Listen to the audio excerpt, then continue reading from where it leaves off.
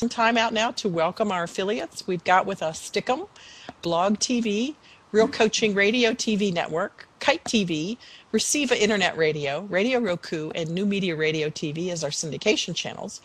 You can call in to our studio hotline at 303-872-0503 or tweet on in at our CRN or come on in via Skype at Real Coaching Radio. So I understand that it's possible to have a collegial breakup. And so what level of consciousness are these people operating at? Are they looking at a higher good? Is it mostly for the kids? Or what's the scenario that would describe how these people get to the place where they can have an amicable breakup? Number one is their honesty.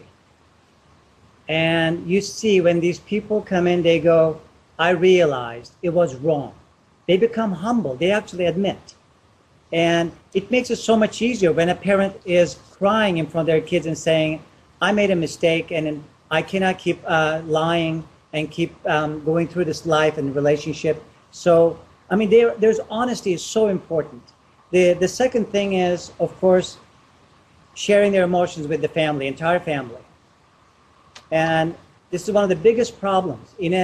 If you look at most dysfunctional families, there is one rule that you will never miss, and that is no talk rule. There could be 10,000-pound gorilla in the room. Nobody will say anything about that. Nobody will talk about it. But what happens with these family systems, when they go through a divorce, they actually talk everything out. So nobody's left in wondering, and there are no secrets. That's number two, no secrets. Oftentimes in dysfunctional families, when they divorce, there are a ton of secrets, head games, mind games. But these families, usually these people, put everything out in the open and make sure that they're able to part appropriately without having to create additional damage. So number three is the awareness. They're really aware of themselves, who they really are, and what they want in life and what they don't want in life. Okay. Could you share with us your website one more time so people can find more information about you, Simon? It's www.emotionalmasteryinternational.com. Perfect. Okay. We've got a question coming in from Real Coaching Radio TV. There's a lot of information available about relationships, and a lot of it's conflicting.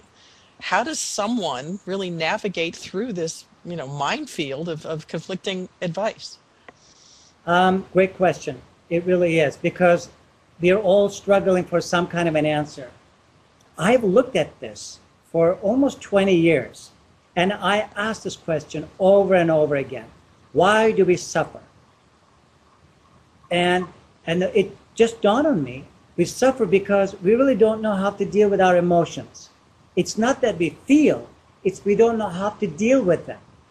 So if people truly understand their feelings and how those feelings really work, then they will be able to form great relationships and they will be able to work it. Unfortunately, most of the time we're working these relationships in a cognitive fashion. Because most people, when they come to counseling, they're always asking why. Why is this happening to me? Why is he or she doing that? So you're a genius. You give them an answer, right? And they have an aha moment. Oh, I see. So they leave, but they still don't feel any different. And they can't.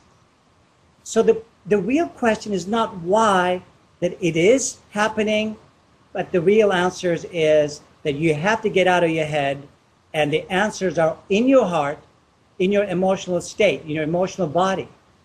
Failure to see and accept that will create nothing but human suffering and very dysfunctional type relationships. It's a given.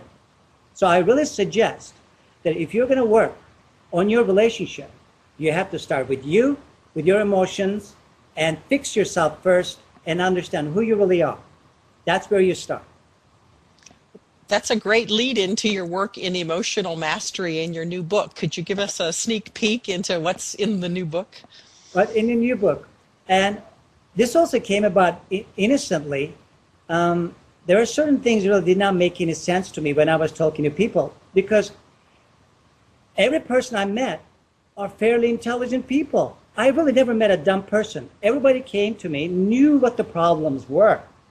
I didn't have to ask them. They told me. And they also knew how to deal with it and what to do. And I go, well, you know that, and why is it that you're not able to change? That's what they couldn't answer. So it dawned on me